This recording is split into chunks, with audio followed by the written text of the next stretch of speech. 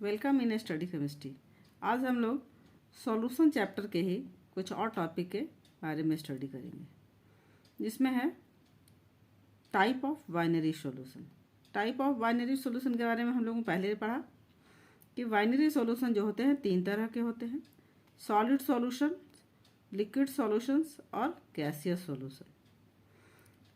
Liquid solution के बारे में इस क्लास में पढ़ना है। सॉलिड सॉल्यूशन और गैसियस सॉल्यूशन के बारे में हम लोग नेक्स्ट क्लास में पढ़ेंगे या हायर क्लासेस में पढ़ेंगे। लिक्विड सॉल्यूशंस देखें तो लिक्विड सॉल्यूशन में लिक्विड जो है वो सॉल्वेंट की तरह है और उसमें सॉलिड, लिक्विड और गैसेस जो है वो सॉल्यूट की तरह है यूज़ हो रहा है। इस तरह से जो सॉल्यूशन बनेगा उसे हम लोग solution of solids in liquid कहेंगे, solution of liquid in liquids कहेंगे और solution of gases in liquids कहेंगे। Solution of solid in liquid में पहले ही बताया हम कि सॉलिड जो है वो रेफर्ड है एज सॉल्यूट और लिक्विड जो है वो रेफर्ड एज सॉल्वेंट। अब हम लोग देखेंगे causes of solubility of solids in liquid, यानी कि लिक्विड में सॉलिड जो है वो क्यों सॉल्युबल हो रहा है, क्या कारण है कि वो सॉल्युबल हो रहे हैं। तो उसका बेसिक प्रिंसिपल है कि the basic principle of dissolution of any substance in liquid is that solute solvent interaction, यानी सॉल्यूट और सॉल्वेंट के बीच जैसा इंटरेक्शन रहेगा वही उसी पर डिपेंड करेगा कि वो सॉलिड्स इन लिक्विड सॉल्यूशन बनेगा या नहीं बनेगा।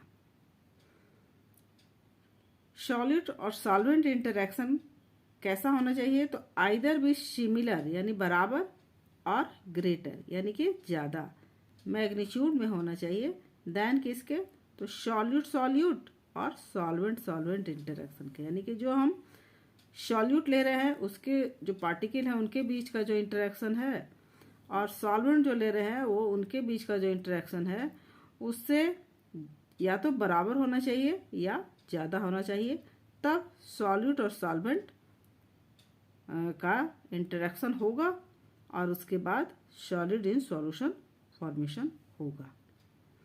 नेक्स्ट है कि यदि हम देखते हैं कि आयोनिक सॉलिड है तो वो वाटर में कैसे डिसॉल्व हो रहा है, किस प्रकार से डिसॉल्व हो रहा है। तो जो भी आयोनिक सॉलिड हैं उसके ion behaves as independent entities के रूप में काम करते हैं, यानी वो स्वतंत्र होते हैं, but they remain surrounded by envelope of water. लेकिन जैसे ही वाटर में उसको डिसॉल्व करते हैं तो हर एक जो आयन है, यानी प्लस आयन हो गया या माइनस आयन हो गया, वो प्लस आयन और माइनस आयन दोनों जो है वो वाटर्स के मॉलिक्यूल से एक इन्वेलप की तरफ सराउंडेड हो जाएगा। उसके चारों तरफ से ये वाटर मॉलिक्यूल उसको घेर लेंगे, यानी ये प्लस माइनस आपस में मिलेंगे नहीं और इस तरह से वो जो आयन है वो वाटर में चारों तरफ बिखर जाएंगे। तो इस तरह से जो आयन बनेंगे जो वाटर से घिरे हुए उसे हम लोग कहेंगे हाइड्रेटेड आयन। और ये जो प्रोसेस है, इस तरह से पानी में यदि हम डालते हैं कोई भी आयनिक क्रिस्टल को तो उसके आयन वाटर इन्वेलप से वो चारों तरफ इन्वेलप हो जाते हैं, वाटर से इन्वेलप हो जाते हैं। तो इस तरह के प्रोसेस को क्या कहते हैं, हाइड्रेशन ऑफ आयन कहते हैं। अब हम लोग देखते हैं मॉलिक्यूलर सॉलिड का। मॉलिक्यूलर सॉलिड जो जिसमें प्लस माइनस नहीं हो, शेयरिंग करके जो कंपाउंड बने हैं, वैसे सॉलिड में यदि वैसे सॉलिड को यदि लिक्विड में डिसॉल्व किया जा रहा है तो वो किस कारण से डिसॉल्व हो रहे हैं। तो molecular solid dissolve in water because of their ability to form hydrogen bond with water, यानी मॉलिक्यूलर सॉलिड जो होंगे वो पानी के साथ हाइड्रोजन बॉन्ड बनाएंगे और वो उसके साथ डिसॉल्व हो जाएंगे। इसके लिए हम लोग कुछ टर्म देखेंगे कि कौन कौन सा टर्म है जो उसको मॉलिक्यूल को वाटर में डिसॉल्व होने के लिए ये हेल्पफुल है। तो उसमें है लैटिस एनर्जी, जिसे हम लोग डेल्टा एल एच से इंडिकेट करते हैं। The energy required to dismantle 1 mole of crystal lattice is called lattice energy. यानी कि कोई भी क्रिस्टल है उसको तोड़ने में जितना एनर्जी लगेगा, 1 मोल क्रिस्टल लैटिस को तोड़ने में जितनी एनर्जी लगेगी वो क्या कहलाएगी? लैटिस एनर्जी, जिसे डेल्टा एल एच से इंडिकेट करते हैं। दूसरा है हाइड्रेशन एनर्जी।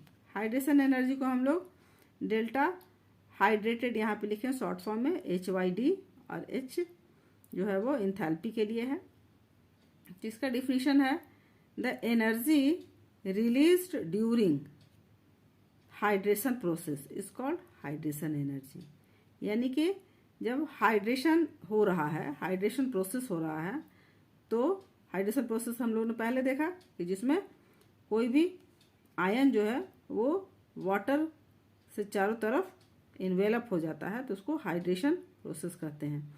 तो हाइड्रेशन प्रोसेस में जितनी एनर्जी रिलीज्ड हो रही है, यानी कि हट रहा है, वहाँ से मुक्त हो रहा है, तो उसको कहेंगे हाइड्रेशन एनर्जी। अब इंथैल्पी चेंज ड्यूरिंग डिसोल्यूशन क्या होगा? सॉल्यूशन बनने में क्या होगा?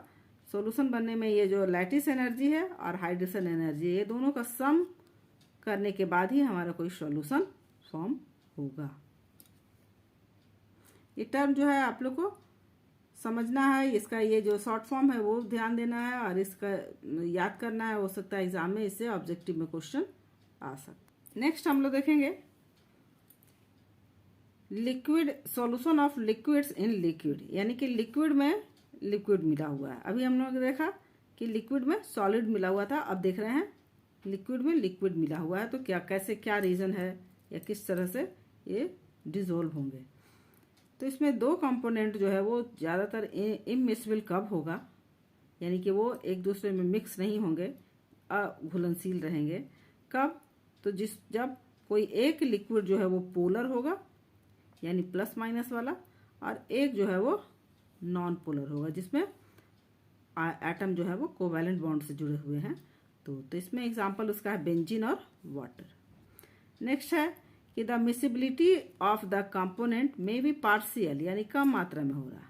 When the molecular attraction of one liquid is different from inter molecular attraction of other liquid, यानी दोनों लिक्विड का जो है इंटर मॉलिक्यूलर अट्रैक्शन जो है वो डिफरेंट है। जैसे ईथर भी लिक्विड है, वाटर भी लिक्विड है, लेकिन ये दोनों के जो मॉलिक्यूल हैं, ये इंटर मॉलिक्यूलर अट्रैक्शन इसका अलग है, ईथर का, वाटर का अलग है। इसलिए ये कुछ मात्रा में ये मिक्सिबल होते हैं और कुछ मात्रा में नहीं होते हैं, यानी पार्शियल ये मिक्सिबल रहते हैं। और पूरी तरह से कंप्लीटली मिक्सिबल यानी कंप्लीटली घुलने वाले जो हैं कौन रहेंगे? 2 कंपोनेंट।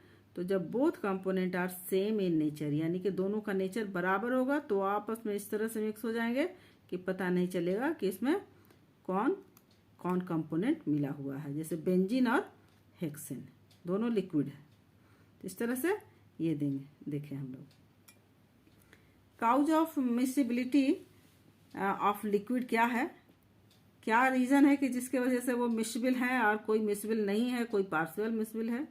तो उसमें ये 3 पॉइंट बहुत इंपॉर्टेंट है। हाइड्रोजन बॉन्ड होगा, डायपोल डायपोल इंटरेक्शन रहेगा, और मॉलिक्यूलर साइज ऑफ लिक्विड। ये तीनों जो है वो इंपॉर्टेंट है, तभी वो उसमें कंप्लीटली मिसिबल होगा, नहीं तो नहीं हो सकता है।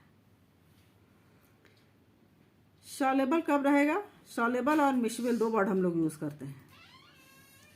सॉल्युबल और मिसिबल जो है कब हम लोग यूज करते हैं? सॉल्युबल कब यूज करते हैं? तो जब कोई किसी लिक्विड में सॉलिड या गैस डिसॉल्व रहेगा तो उसको हम लोग सॉल्युबल कहते हैं। लेकिन वही जब 2 लिक्विड आपस में डिसॉल्व होते हैं तो उसको मिसिबल कहते हैं। नेक्स्ट क्लास में हम लोग देखेंगे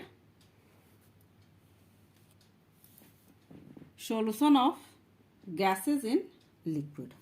Okay, thank you.